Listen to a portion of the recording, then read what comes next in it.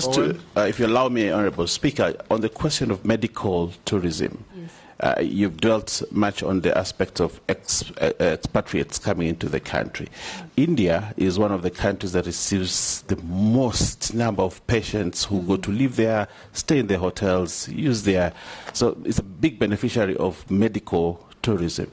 Tanzania, across the border here, there's so many people from the coast who go to a hospital that is called Muhimbili or something. And many of them go there, and they benefit a lot in terms of revenue because of patients going out there. Kenya has just been sending away patients. It has not been receiving. In terms of policy framework and legislation, what would you propose if you are given this opportunity to develop Kenya as a medical tourism destination so that we can reap big in terms of our giving out medical services and also in terms of bringing revenue into, in the form of tourism in the country? What policy and legislative frameworks would you propose? That you combine with Caleb and Mrs. question about medical tourism. Go ahead. And the Speaker, also the transit from NHIF to SHIF. Russia. Go ahead.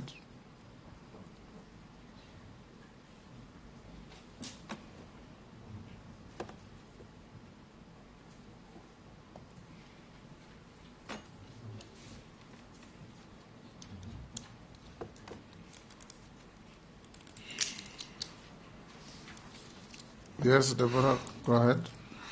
Okay. Thank you very much, honorable members. The first thing we need to do is assess and look at best practices from the other countries, such as India. What have they done in terms of building their capacity? And how can we improve? What are the timelines? What are the budget costs? In terms of specialists, we need to ensure that we have top-notch specialists in the areas and also expand the medical equipment that can be utilized for this.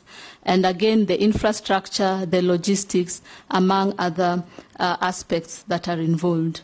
And so, yes, it is true that we need to have policies with regards to this, but in terms of how to progress, I think that we need to look at the priorities in Kenya. We don't have affordable, accessible, quality of care for patients. And I'll give an example. When I was in Fikiria Jamii, there was a widowed. She had 3 children. She used to wash clothes in Isili. And this lady had developed complications, and we had to send her to Kenyatta Hospital. And so we had to dig deep into our pockets to get money for her transport and her consultation. Once we did that, she went to Kenyatta Hospital, and an array of investigations, including invasive ones, were requested by the doctor. They could have cost her an arm and a leg. And for treatment, it would cost her life because she could not afford it. So coming back, I think we need to have our priorities right. And that is offering affordable, accessible care to all Kenyans, the vulnerable, the needy, the orphans, the widows, those who are unable to support themselves. And after that, we can think long-term of having Kenya as a medical hub.